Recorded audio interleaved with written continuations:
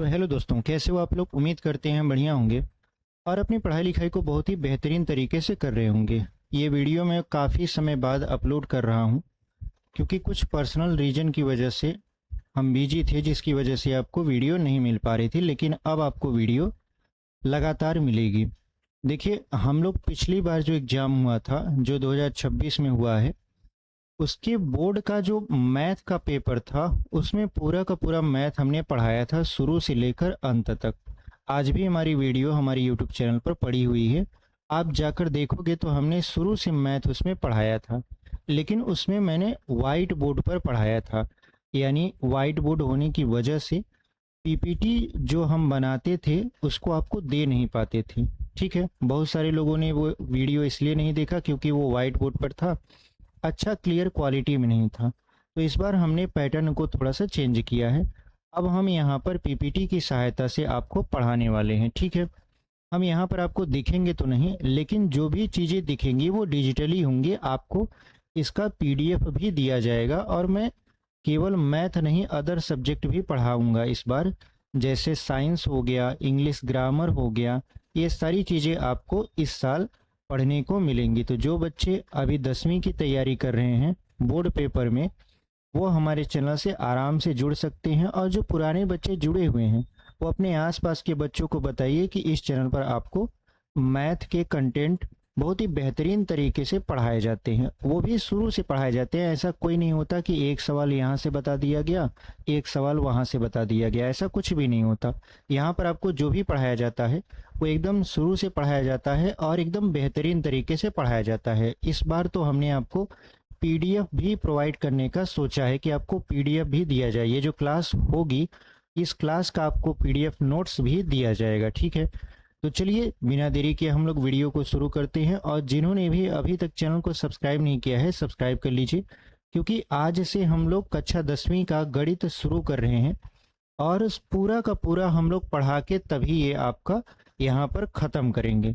यानी आज से जो वीडियो शुरू हो रही है वो आपका ख़त्म तभी होगा जब आपका पूरा का पूरा गणित जो है वो समाप्त हो जाएगा। ठीक है, तो हम लोग आराम से पढ़ेंगे। अभी हमारे पास जुलाई का ये लास्ट है, एक दो दिन और बचा है, नहीं तो जुलाई ख़त्म हो जाएगा। तो अगस्त, सितंबर, अक्टूबर, नवंबर, दिसंबर, जनवरी, पूरे 6 महीने हमारे पास बचते हैं। इन 6 महीने में हम लोग मैथ भी पूरा का पूरा सीखेंगे और आपका साइंस भी आपका यहाँ पर हम सिखाएंगे। ठीक है, और इसके साथ साथ आपको इंग्लिश की भी क्लासेस देखने को मिलेंगी। तो चलिए यहाँ पर हम लोग वीडियो को शुरू करते हैं। और चैनल को सब्सक्राइब नहीं किए हैं तो चैनल को सब्सक्राइब कर लीजिए, क्योंकि आगे आने वाले समय में आपको इसी तरीके की और भी वीडियोज देखने को मिलेंगी। ठीक है, तो चलिए यहाँ पर हम लोग क्लास को शुरू करते हैं।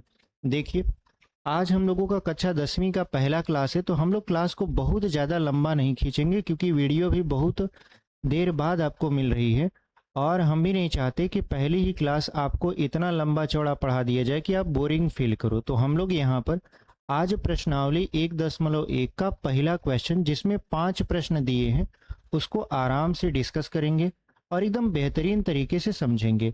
आपको अगर हमारी वीडियो पसंद आती है तो आप वीडियो को जरूर लाइक करिएगा। ठीक है, और अपने दोस्तों तक भी इसे शेयर करिएगा। तो चलिए यहाँ पर हम लोग बिना देरी किए प्रश्नों को शुरू करते हैं। और जो हमारा प्रश्न है वो कुछ इस तरीके से है। देखिए, हम लोग पढ़ रहे हैं प्रश्नावली 1.1, जिसमें कह रहा है कि निम्नलिखित संख्याओं को अभाज्य गुणनखंडों के गुणनफल के रूप में व्यक्त कीजिए। तो हम लोग अभाज्य गुणनखंड के गुणनफल के रूप में कैसे व्यक्त करेंगे, इसी चीज को हम लोग यहाँ पर सीखने वाले हैं। ये जो पहला प्रश्न आप देख रहे हो, ये पहला प्रश्न आपका हर साल लगभग गैपिंग करके, जैसे एक साल ये वाला पूछ लिया तो इसका एक दूसरा वाला भी क्वेश्चन है वो पूछता है। मतलब हर साल आपको इस प्रश्नावली से, इस पहले वाले क्वेश्चन से एक प्रश्न देखने को जरूर मिलता है। तो आप इसको एकदम तैयार करके जाइएगा, क्योंकि ये बोर्ड पेपर के हिसाब से बहुत ही इंपॉर्टेंट है। और जो भी साथी अभी तक बिल्कुल गणित नहीं पढ़े हैं वो तो हमारे चैनल से जुड़ ही जाइए, क्योंकि हम आपको पूरा का पूरा गणित यहाँ पर अपने चैनल पर सिखाने वाले हैं, पढ़ाने वाले हैं। ठीक है, तो चलिए यहाँ पर इस क्वेश्चन को हम लोग शुरू करते हैं। और जो हमारा पहला क्वेश्चन है वो कह रहा है 140। क्या लिखा हुआ है? 140 लिखा हुआ है। 140 का अगर हम लोग अभाज्य गुणनखंड करेंगे तो क्या आएगा। तो देखिए 140 का अगर हम लोग यहाँ पर अभाज्य गुणनखंड करेंगे तो सबसे पहले इसको 2 से डिवाइड करेंगे, मतलब 2 से काटेंगे। तो ये हो जाएगा 2 सत्ते 14, 2 जीरो हम 0। फिर इसको 2 से काटेंगे, तो 2 से जैसे ही काटेंगे तो ये हो जाएगा 2 तिहाई 6 और 2 पंचे 10।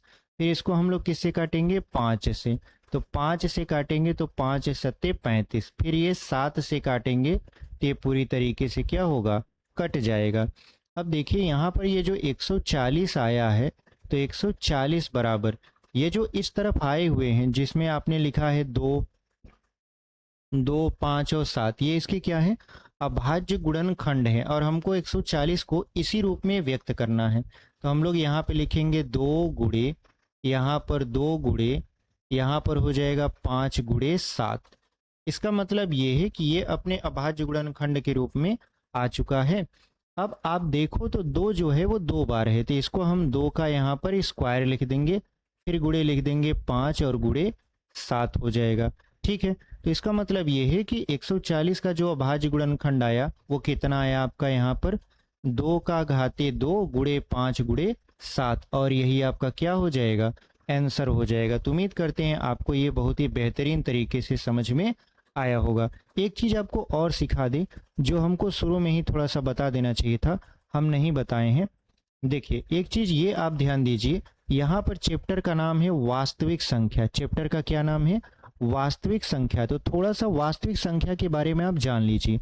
देखिए अगर हम बेसिकली संख्या की बात करें, किसकी बात करें हम लोग, संख्या की, तो संख्या आपका 2 तरीके से यहाँ पर मिलता है। ठीक है, संख्याएं तो कई तरीके से मिलती हैं, लेकिन जो हमारे चैप्टर में है उस हिसाब से हम देखें तो संख्या जो होता है हमारा वो 2 तरीके से होता है। कौन कौन सा, तो देखिए एक होता है आपका वास्तविक संख्या, एक कौन सा होता है, वास्तविक संख्या होता है। ठीक है, एक होता है आपका वास्तविक संख्या, और जो दूसरा होता है वो होता है आपका काल्पनिक संख्या। दूसरा क्या होता है, काल्पनिक संख्या। ठीक है, यहाँ पर लिख देंगे काल्पनिक संख्या। अब ये जो वास्तविक संख्या होता है, ये जो आपका वास्तविक संख्या होता है, यहाँ लिख देते हैं वास्तविक, और यहाँ पर लिख देते हैं संख्या। ये जो वास्तविक संख्या होता है ये 2 भागों में बटा होता है। वास्तविक संख्या कितने भागों में बटा होता है, 2 भागों में। एक तो होता है आपका परिमेय संख्या, एक होता है आपका परिमेय संख्या, और एक होता है आपका अपरिमेय संख्या। अपरिमेय यहाँ पर संख्या, बहुत सारे बच्चों को ये नहीं पता रहता कि परिमेय संख्या क्या होता है और अपरिमेय संख्या क्या होता है। तो उनको मैं थोड़ा सा बता दूं कि परिमेय संख्या और अपरिमेय संख्या में क्या फर्क होता है। तो यहाँ पे देखिए परिमेय संख्या क्या होती है कि ऐसी संख्या जो p बटा q के रूप में हो, लेकिन q जो है वो 0 के बराबर ना हो। मतलब ऐसी संख्या जो भिन्न के रूप में हो लेकिन उसका जो हर है वो 0 ना हो, तो क्या कहलाता है, आपका परिमेय संख्या कहलाता है। और अपरिमेय संख्या क्या होता है, ऐसी संख्या जो p बटा q के रूप में ना लिखी जाए, क्या कहलाता है, आपका अपरिमेय संख्या कहलाता है। तो उम्मीद करते हैं आपको यहाँ पर संख्या, वास्तविक संख्या, काल्पनिक संख्या और परिमेय और अपरिमेय संख्या समझ में आया होगा। तो चलिए इसी के साथ हम बढ़ते हैं अपने दूसरे वाले क्वेश्चन में, क्योंकि पहला वाला क्वेश्चन तो हमारा हो चुका है। ठीक है, तो चलिए दूसरा वाला क्वेश्चन देखते हैं। यहाँ पर दूसरा वाला क्वेश्चन क्या करा है, 156 लिखा है। क्या लिखा है, 156। 156 का हमको क्या निकालना है, अभाज्य गुणनखंड निकालना है। तो हम लोग क्या करेंगे, 156 का अभाज्य गुणनखंड इस तरीके से यहाँ पर निकाल देंगे। तो अभाज्य गुणनखंड जब निकालेंगे तो सबसे पहले 2 से काटेंगे, तो हो जाएगा 2 सत्ते 14, 2 अट्ठे 16। फिर इसको 2 से काटेंगे तो हो जाएगा 2 तिहाई 6, 2 नवा 18। फिर यहाँ पर अब ये 2 से नहीं कटेगा, अब ये किससे कटेगा, 3 से।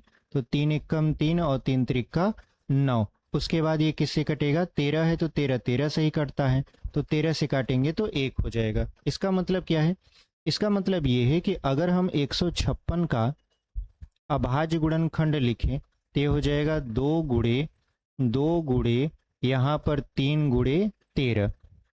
तो क्या हो गया आपका यहाँ पर देखिए दो दो बार आया है तो ये हो जाएगा 2 का स्क्वायर गुणे यहाँ पर 3 गुणे 13, ठीक है। और यही आपका फाइनल क्या हो जाएगा, आंसर हो जाएगा। देखिए इतना सरल होता है आपका यहाँ पर अभाज्य गुणनखंड निकालना। बहुत सारे बच्चे कंफ्यूज हो जाते हैं कि सर हम तो निकाल ही नहीं पा रहे हैं। देखिए जब आप यहाँ पर अभाज्य गुणनखंड निकालोगे और इस तरीके से लिख लोगे तो आपका आंसर बहुत ही स्मूथली आ जाएगा, आपको डरने की जरूरत नहीं है, ठीक है। और आप याद रखिए जो पहला क्वेश्चन और ये जो दूसरा क्वेश्चन हमने आपको बताया है, ये आप मोस्ट इम्पॉर्टेंट में रखिएगा। ये आप किस में रखिएगा, मोस्ट इम्पॉर्टेंट में। क्यों, क्योंकि हर साल देखा जाता है पेपर के पैटर्न में कि या तो पहला क्वेश्चन पूछ लेता है जो कि था 140 वाला, या तो दूसरा वाला यानी 156 वाला पूछ लेता है। तो उम्मीद करते हैं कि आपको ये बहुत ही बेहतरीन तरीके से समझ में आ रहा होगा और आपको समझ में भी पूरी क्लास आ रही होगी कि हाँ सर हमको बहुत ही बेहतरीन तरीके से समझ में आ रहा है। आप इसी तरीके से पढ़ाते चलिए, हम लोगों का पूरा सिलेबस कवर करवा दीजिए, ठीक है। तो चलिए अगला क्वेश्चन यहाँ पर आपकी स्क्रीन पर लगाते हैं। अगला क्वेश्चन देखिए क्या लिखा हुआ है यहाँ पर आपका। देखिए जो हमारा अगला प्रश्न है वो कुछ इस तरीके से है, लिखा है 38 और यहाँ पर 25। 38 और 25 अगर हम इसका भाज्य गुणनखंड करेंगे तो क्या होगा। देखिए अगर हम देखें तो यहाँ पर ये लिखा है 38 25, तो आप कहोगे क्या सर ये 2 से कटेगा, तो नहीं। कारण देखिए इसके इकाई के अंक में 5 है। देखिए इकाई के अंक में 5 है तो या तो ये 3 से कटेगा या तो ये 5 से कटेगा। तो 3 से कैसे कटेगा, देखिए सबसे पहले ये जो आपका 38 25 लिखा है, 38 25 इसके अंकों को जोड़िए इस तरीके से। तो हमने जोड़ा 3 और 8 11, 11 और 2 कितना हो जाएगा 13, 13 और 5 कितना हो जाएगा 18। अगर आप इसको जोड़ोगे तो 5 2 7 8, 15 3 18। 18 जो है क्या वो 3 से कट जा रहा है, तो आप कहोगे हाँ सर ये 6 बार में कट जाएगा। इसका मतलब ये है कि अगर जो संख्या दी हुई है उसके अंकों का योग 3 से कट जाता है तो संख्या भी पूरी तरीके से 3 से कट जाती है। इसे हम लोग बोलते हैं विभाज्यता का नियम। तो उसी नियम से हमने चेक किया कि क्या ये 3 से कटेगा, तो हाँ ये 3 से कट जाएगा। अगर ये 3 से ना कटता तो हम 5 से काटते इसको, ठीक है। तो हम लोग इसको किससे विभाजित करेंगे, 3 से। तो देखिए 3 1 कम 3, 3 दूना 6, 3 7 21 और 3 5 15। क्या ये अब भी 3 से कटेगा, तो हाँ 3 से काटेंगे तो हो जाएगा 3 चौक 12, 3 दूना 6, 3 5 15। क्या अब ये 3 से कटेगा, तो नहीं। क्यों, क्योंकि देखिए लिखा है 425। क्या लिखा है 425। अब इसके अंकों का योग अगर करें, मतलब 4 2 और 5 को जोड़ेंगे तो 4 2 6 और 5 11 हो जाएगा। क्या 11 3 से कटेगा, आप कहोगे नहीं 11 3 से नहीं कटेगा। इसका मतलब ये है कि आपका जो 425 है वो आपका 3 से नहीं कटेगा। जब ये नहीं कटेगा तो किससे कटेगा, ये 5 से।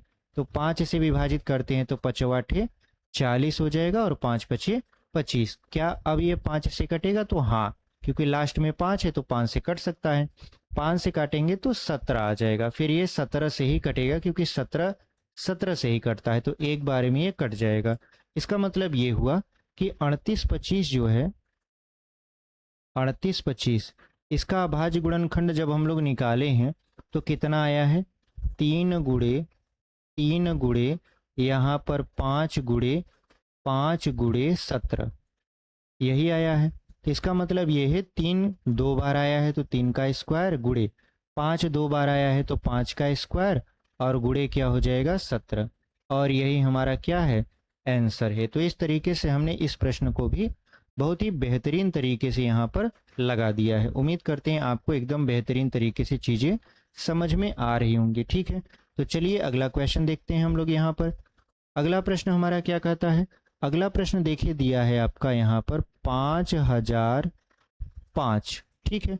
तो यहाँ पर क्या दिया है, 5005 दिया है। तो हम लोग क्या करेंगे, यहाँ पर इस तरीके से इसका अभाज्य गुणनखंड निकालेंगे। तो लास्ट में देखिए यहाँ पर 5 है तो क्या ये 3 से कटेगा, इसको चेक करने के लिए जो 5005 लिखा है, ठीक है, तो इसके अंकों को जोड़ेंगे। इसके अंकों को ऐसे जोड़ेंगे तो 5005 जोड़ेंगे तो आएगा 10। क्या 10 3 से कटता है, तो आप कहोगे नहीं सर 10 तो 3 से नहीं कटता है। तब इसका मतलब ये है कि ये 5 से कटेगा। किससे कटेगा? 5 से। 2 से ये वैसे भी नहीं कटता क्योंकि इसका इकाई का अंक कोई सम संख्या नहीं है और ना ही ये 0 है। अब 5 से काटेंगे तो क्या हो जाएगा? 5 एक कम 5, 5 जीरो हम 0, 5 जीरो हम 0, 5 एक कम 5। अब ये किससे कटेगा? तो ना तो ये 2 से कटेगा, ना तो ये 3 से कटेगा, ना तो ये 5 से कटेगा। तो इसको हम लोग 7 से काटते हैं। तो ये हो जाएगा आपका कितना? 7 एक कम 7 और 7 चौक 28 और 7 त्रिक 21। अब ये किससे कटेगा? तो इसको आप 11 से काट दीजिए। अब ये किससे कटने लगेगा? 11 से। 11 एक कम 11, 11 तियाँ 33। अब ये जो आपका 13 है वो 13 से ही कटेगा। तो 13 से अगर इसको विभाजित करेंगे तो 1 आएगा। इसका मतलब ये है कि अगर हम देखें 5000, 5 का अभाज्य गुणनखंड क्या होगा? ये होगा 5 गुणे 7 गुणे 11 गुणे यहाँ पर 13। क्या कोई भी संख्या रिपीट हो रही है क्या? नहीं। जब कोई भी संख्या रिपीट नहीं हो रही है तो यही हमारा क्या हो जाएगा? आंसर हो जाएगा। अगर वो संख्या रिपीट होती तो उसके घात में हम उसको लिख देते। ठीक है, तो उम्मीद करते हैं आपको ये भी प्रश्न बहुत ही बेहतरीन तरीके से समझ में आया होगा। ठीक है, चलिए अगला क्वेश्चन देख लेते हैं। यहाँ पर देखिए जो हमारा 5वां प्रश्न है वो भी बहुत ही शानदार है, बहुत ही लाजवाब है। इसको हम लोग एकदम बेहतरीन तरीके से समझेंगे। लिखा है 7429। ठीक है, अब ये जो 5वां प्रश्न है इसको हम लोग क्या करेंगे? यहाँ पर विभाजित करेंगे। तो ये किससे कटेगा? सबसे पहले देखिए, अगर हम बात करें इसको काटने के लिए तो ये आपका ना तो यहाँ पर 5 से कटेगा, ना तो 2 से कटेगा, ना तो ये 3 से कटेगा, ना तो ये 7 से कटेगा। तो किससे कटेगा? ये कटेगा आपका देखिए 17 से। किससे कटेगा? 17 से। आप कहोगे सर आपको कैसे पता 17 से कटेगा? देखिए, अगर आप इसको यहाँ पर 11, 12, 13, 14, 15, 16 से विभाजित करोगे तो आप देखोगे किसी से भी नहीं कट रहा है। ठीक है, तो आपको यहाँ पर 17 तक जाना ही पड़ेगा। तो यहाँ पर अगर हम 17 से काटें तो क्या हो जाएगा? देखिए 17 दूना 34 होता है, 17 तिरक 51, 17 चौका 68। तो 4 बार में ये जाएगा 17 चौका 68। तो जब 68 को घटाएंगे 74 में से तो आएगा आपका 6। ठीक है, तो 17 चौका 68 तो होगा नहीं। अब 17 तिरिक हो जाएगा 51। उसके बाद जैसे ही आप 68 में से 51 को घटाओगे तो आपको 11 मिलेगा। फिर 17 सत्ते 119 हो जाएगा। अब ये किससे कटेगा? अब ये 19 से कटेगा। किससे कटेगा? 19 से। कैसे? 19 दूना 38 हो जाएगा और 19 त्रिक 57 हो जाएगा। ठीक है, अब ये किससे कटेगा? तो ये कटेगा 23 से। तो 23 से इसको काट दीजिए तो यहाँ पर आ जाएगा 1। इसका मतलब ये है कि आपका ये जो 7429 लिखा है ये आपका कितना हो जाएगा? 17 गुणे यहाँ पर 19 गुणे ये हो जाएगा 23 और यही आपका क्या हो गया? आंसर हो गया। तो इस तरीके से आप ये क्वेश्चन बहुत ही बेहतरीन तरीके से सॉल्व कर लिए। ठीक है, तो चलिए उम्मीद करते हैं कि आपको ये क्वेश्चन समझ में आए होंगे। तो हमारा प्रश्नावली 1.1 जो कि वास्तविक संख्या से रिलेटेड है उसका पहला जो प्रश्न है जिसमें हमने 5 प्रश्न आपको सॉल्व करवाए हैं, उम्मीद करते हैं कि आपको बहुत ही बेहतरीन तरीके से समझ में आए होंगे। ये हमारा पहला वीडियो था इसलिए हमने केवल एक ही प्रश्न को डिस्कस किया। आगे आने वाले वीडियो में आप देखोगे कि हम 1 प्रश्न, 2 प्रश्न, 3 प्रश्न ऐसे करते करते आपका पेपर से पहले पूरा का पूरा सिलेबस खत्म करवा देंगे।